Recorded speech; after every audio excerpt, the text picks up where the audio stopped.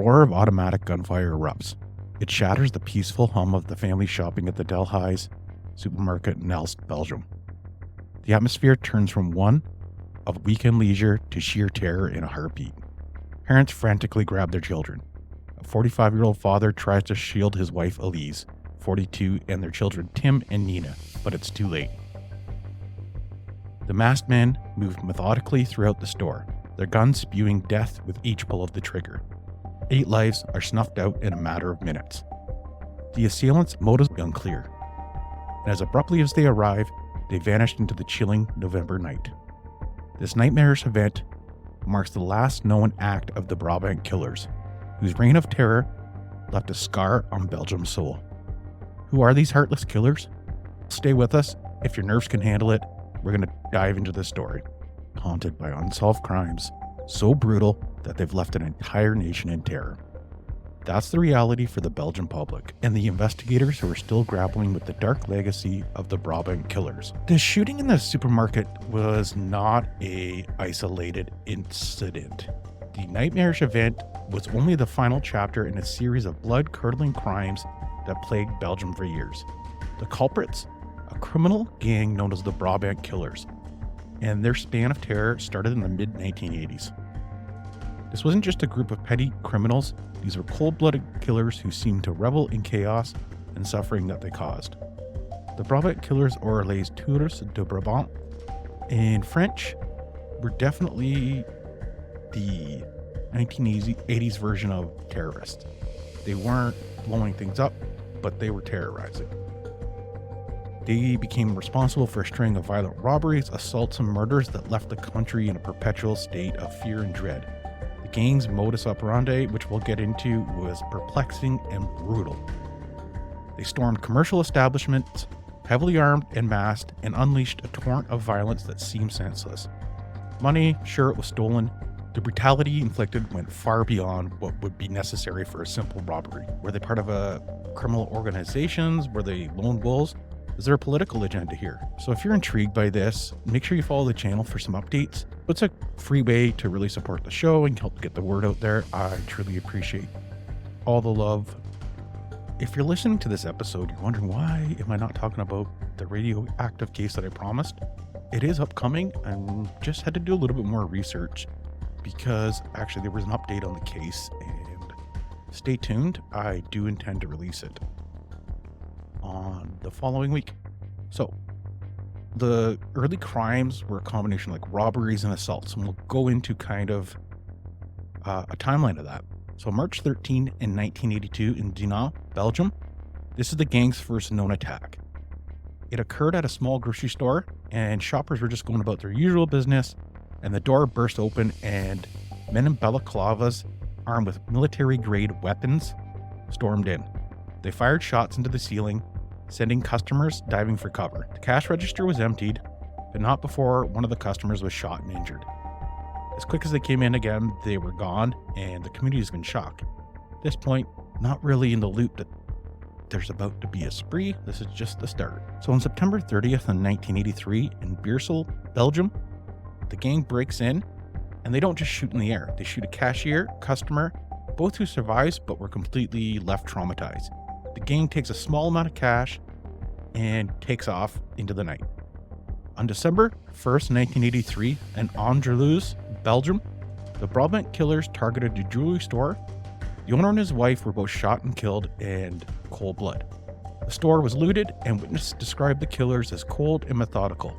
They even took their time selecting specific pieces of jewelry while the owners lay dead on the floor. So on May 25th in 1985, there was 2 supermarkets attacked by the gang in Delhaize, and 8 people are killed, including children. And again, the brutality is escalating. So it started out with the robbery part and some violence, and now like everybody they're coming into contact with is dying for the most part. I can't imagine what the country is going through at this time now, because it's been 2 years of senseless violence by a gang of terrorists just doing whatever they want. The MO of this gang, or the modus operandi, was not entirely clear probably at the time, but as the years went on and obviously the fear just instilled in this population, people started to understand more and more, and so did the police. In this case, the gang themselves displayed a chilling efficiency and disdain for human life. They were heavily armed, often with weapons that seemed excessive for the crimes they were committing. Victims and witnesses spoke about a methodical, military-like approach to the violence. Money was stolen, but it seemed almost incidental to the gang's true motive, which to this day remains a mystery. They seemed to relish in the chaos and the fear they instilled, firing shots not just to kill, but to terrify. At this point, it's worth mentioning that the gang members were given nicknames based on the descriptions from the witnesses. There are several gang members, but specifically some of the nicknames that were floating around were the Killer, the Giant, and the Old Man. And I'm going to put up a sketch that was circulated to the public of these people, and I don't think it's even known exactly how many members were even part of this gang. But take a look at the information. Maybe one of these people, maybe it's your grandpa or something. These names do serve as a chilling shorthand and gives a persona to these, almost like comic book persona to these people, and it's so weird. The Giant refers to one of the members with taller stature, and the Old Man is, well, the Old Man. And the Killer, the one, he's the most violent one, directly involved in the killings. He's the trigger man. All these attacks led up to the murders and the spree at the grocery store. The body count was slowly rising, and Belgium had begun to realize that they're dealing with the darkest kind of criminals. The nation, however, was soon to discover that it was about to become even worse. The police were baffled. Despite deploying all the available resources, setting up roadblocks, and conducting house-to-house searches, the gang seemed to evaporate after each attack. Leads were followed, suspects interrogated, but all of it to no avail. The Brabant Killers remained completely elusive, almost like a ghost, leaving behind a trail of bodies and a nation paralyzed by fear. I don't know if people remember, like in the United States, when you had that sniper attacking people back in the, I think it was in the 2000s, but I remember that level of fear because he was just attacking random people, shooting them from a distance with his son. And I can imagine that Belgium was going through something very similar to what the United States was going through at that time. Or maybe in Nova Scotia during the start of the pandemic, when you had the 20 people killed in a shooting spree by a guy who was just going around shooting what seemed at the time like random people. It truly, it not only is it's like a car wreck that you can't look away from, it's friggin' terrifying. So we're going to get back into the story we talked about in Unsolved, where they killed 8 people in a grocery store in what would be their last spree and sent the investigation into overdrive. So they methodically go through this supermarket in 1985, killing men, women, and children. They escape into the night in a well-executed escape plan. It's reported by witnesses at the scene that they actually left in a black Volkswagen Golf, and this was a vehicle that just happened to be stolen days before the attack. So there was no leads there other than people were able to get some sketches and descriptions of the car. Despite the immediate police response that night, there was roadblocks set up in the area. The gang still managed to evade. One thing of note is that during this attack, they did take some money, but it was like a inconsequential amount. The amount of violence and terror they inflicted, this had nothing to do with the money. There's no doubt. Another disturbing detail that comes forward from the witnesses is the overkill. The attackers didn't just shoot their victims. They often shot them multiple times, ensuring that there would be no survivors. This level of brutality was almost unheard of in Belgium at the time. And as a society, people obviously were freaking out. They're like, why are police not protecting us? What are we doing about gun control? And all those things that come up anytime that there's crimes like this or just horrific incidents. So we're going to talk about is like after this attack is like, how did the police try and catch this guy and what are they still doing today? A massive investigation is launched, involves multiple law enforcement agencies, including federal police, local police, and Interpol. What should have been a concerted effort to solve one of Belgium's most heinous crimes quickly devolved into a quagmire of mistakes, missteps, and missed opportunities. From the outset, the investigation was plagued by a lack of coordination. Different police departments seemed to be working in silos with little to no information sharing. Critical evidence was mishandled or lost, including potential DNA samples that could have identified the killers. Surveillance footage from the Delhaize supermarket in Elst was either of poor quality or not properly analyzed, leading to dead ends. This is going to launch me into a small rant, but I see this so much in true crime cases, like, what's the chances the camera was not working or didn't really get the footage that you're looking for? That's why it's a true crime case. That's why it's unsolved. It's not a coincidence. Anyhow, adding to the complexity were numerous theories that emerged. Some investigators believe the Brabant Killers had connections to extremist political groups, possibly conducting acts as a form of domestic terrorism. Others speculated that the crimes were an elaborate plot to destabilize the Belgian government. Some investigators believe the Brabant Killers had connections to extremist political groups, possibly conducting the attacks as a form of domestic terrorism, meant to destabilize the current political regime, allow for the erosion of the public trust, and eventually a public government could be installed. This is a method often used by more powerful countries to put in governments they want in place to help them.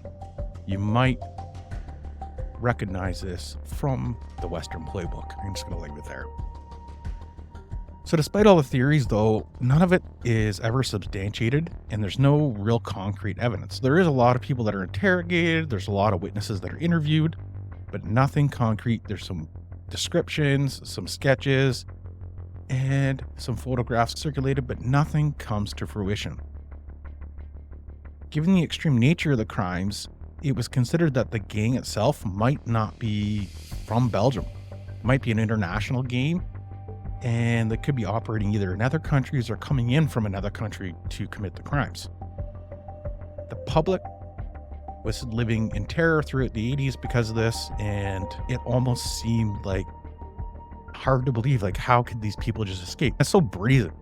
They're just going into public places and gunning people down. Years go by with no real leads as to who these people were, or nobody or anybody being brought forth to justice.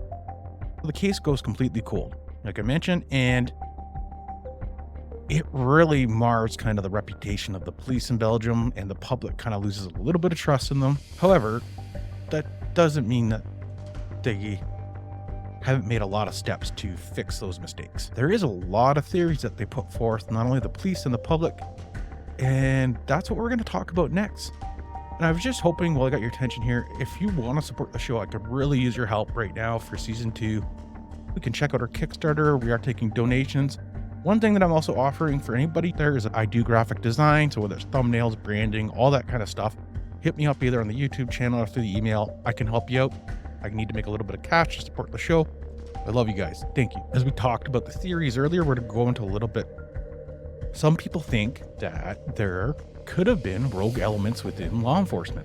So given the gang's ability to evade capture time and time again, the precision of their attacks led some people to theorize that the killers had either had inside information or perhaps some of them were police. A lot of allegations were made about corruption in the police force, and particularly the now abolished Belgium gendarmerie. That's just some French words for, it means like a militarized police force, I believe. So the psychopathic killer theory. These are just people straight up that are thrill killers. The picture of the basement kid and his buddies that get together after watching too many 4chan or seeing too many 4chan posts and decide that they want to kill out a thrill killer. And it's for the fun of it. I'm going to go back one thing though and say that I think no matter what, these guys are probably psychopaths. However, so this advances the theory that essentially that there's people out there that are just so dark that the only reason for it is to cause chaos and blood. And then the one theory that some people put forward again is that foreign operatives are responsible for the case. So like part of a foreign spy agency that was conducting acts of terror on Belgium's soil. Again, not substantiated, but it could be for purposes that aren't political, that just aren't made aware to the public. It could be to cover up another crime or to cover up another purpose. Like maybe it sounds really sick, but like maybe of those 8 people that are killed on a certain specific day, only one of them is the intended target and everything else is meant to create chaos to cover up the real activities. It's so crazy, senseless, that we can't make sense of it, not even in this episode. However, that doesn't mean everybody stopped. Like I said, the investigations are ongoing to this day to identify who carried out all these crimes. By the end of their spree, I think that they're believed to have been responsible between the murder or deaths of 28 people and the assaults of another 40. So we're not talking about a little bit of crimes. Investigators didn't give up. They investigate. They released some photographs recently, and I want to get into some of these new developments about the investigation. And I'm going to put these up on the episode so you can see them. They're either going to be in the thumbnail or in the video. June of 2020, the Belgian Federal Police released a photograph of an unidentified man who is considered to be a very important person in the Brabant Killers case. This photo is something that's reignited the public interest in the case. I think that we're about to see some breakthroughs in this case. I truly believe that. One, based on the fact that they're releasing these photographs, and we'll get into a few more things that have happened. Another layer of complexity is that at the age of 71, a person of interest did pass away, and this suspect, whose identity is not disclosed, did die without ever being formally charged, which leaves investigators and the public to wonder what kind of secrets went to the grave with them. And that serves as a stark reminder of kind of the challenges the investigators face. And the person that died in this case, I think was accused by like another gangster. But I think what we're going to start seeing as people start dying and getting older and developing illnesses and all this shit, end of life stuff, we're going to start seeing some dark secrets come out from the public. And more, I don't think that this is going to remain unsolved. And then lastly, another update. An attorney named Jof Vermesen received an anonymous letter from a former gendarme law enforcer that stated they did not receive authorization to pursue the killers after the attacks at the supermarket in 1985. Not the one where they killed 8, the one where there was 2 separate attacks in Delhaize. Despite having the vehicles capable of catching up to the assailants, they were ordered to stick their assignments of conducting alcohol tests in the area. This information has been forwarded to an investigating judge, and it's going to raise more questions of the case. Again, so we have a whole other layer of complexity, like you're having a police officer from the time that was on duty saying, we were told to stand down, which must feel really crappy if that's true to the Belgian public. Like it's a betrayal on the biggest level. And I really hope it's not true. A lot of things in Belgium did kind of change, and there's a lot of public debate and study over this incident. There was law enforcement reforms. It left a scar on the public. Like, it's become kind of part of the folklore. It's a dark tale that just stays with the country and the population there, especially the people that were alive during that time and can remember the fear they would have felt.